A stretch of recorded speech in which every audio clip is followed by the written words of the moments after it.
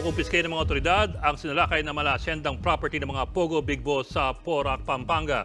Tumambad sa compound ng isang bahay na nasa gitna ng man-made lake, isang helipad at sariling firing range. Nasa frontline ng balitang yan si Reniel Pawid. Entrada pa lang ng compound na ito, aakalain mong malaking resort ito sa Porac, Pampanga. Sa loob makikita ang isang man-made lake na pinalilibutan ng mga villa.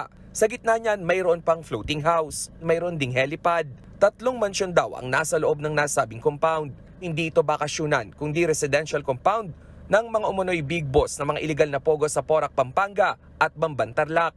5 kilometro lang ang layo nito mula sa ni-raid na Porac Pogo Hub nitong Hunyo. Nitong Sabado, sinalakay ng Pampanga Provincial Police at ni Governor Dennis Delta Pineda ang compound. Ito yung underground. Dito nakita nila ang isang tunnel na kumukonekta sa 2 palapag na building papunta sa floating house. Sa hallway ng tunnel, makikita ang napakaraming walang laman na wine rack. Nadiskubre rin ng mga otoridad ang mga secret room na fully air-conditioned. Secret door to, dito mga Inaalam pa nila kung para saan ang mga ito. Nasa 50 meters ang haba ng tunnel. Pag-akyat ng mga otoridad, lumabas sila sa floating house sa gitna ng man-made lake. Sa parehong raid, may naaresto raw ang mga pulis na 2 Pilipino. May-ari raw ang mga ito ng Whirlwind Corporation, ang kumpanyang nagpapaupa sa lugar kung saan itinayo ang iligal na Pogo Hub sa Porac. Kanina, sinamahan ng Porac Police ang News 5 para ikutin ang asyenda. Sa unang pagkakataon, ipinakita ang firing range sa likod ng compound. Ito ngayon yung firing range na natuklasan dito sa likod ng umano'y Pogo compound na mga tinuturing na Pogo Big Boss dito sa Porac, Pampanga. Kumpleto rin ang mga gamit dito gaya ng CCTV at ilang ventilation. May haba ito na 30 meters.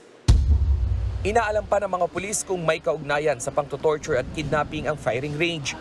Usually pag may firing range, ginagamit po ito para to practice yung shooting skills ng isang individual para po ma-improve niya yung shooting skills niya. Pinakita rin sa News 5 ang 2-story building kung saan nakita ang tunnel. Ilang haba na sir? Sa unang palapag, may mga Chinese hotpot dining set at isang open room para sa mamahaling pagong. Narito rin ang lagusan sa tunnel.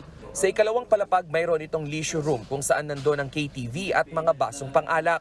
Ayon sa Porac LGU, walang building permit ang nagpatayo ng compound. Sa harap po, dating bahay na kasi ito, kaya hindi mo naman makikita from outside na merong gumagawa. Sabi ko nga po, unless siguro na makapasok ka doon at makikita mo na may ginagawa. Kaya mag-apply sila for a building permit. Ayon naman sa mga residenteng nakatira malapit sa compound, White House raw ang tawag nila rito. Simula pa raw noong 2019, may pinapatayo na sa lugar. Ayon sa residenteng nagpatago sa pangalang Imelda, may mixer truck pa raw na nakasagi sa kable ng wifi nila noong 2022. Hindi namin pinaalis yung nakasagi hanggat hindi na-settle. Tapos tinawagan niya yung boss niya. Yung boss niya, sabi niya Chinese, pero hindi namin kilala. May nakikita rin daw silang helicopter na bumababa sa lugar.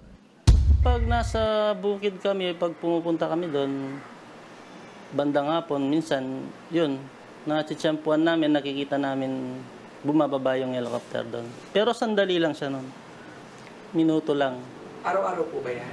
Hindi naman. Siguro sa isang buwan, baka 2 beses siyang pupunta doon.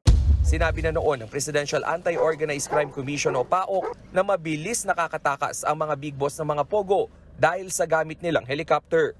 Nagbabalita mula sa Frontline, Reniel Pawid, News 5.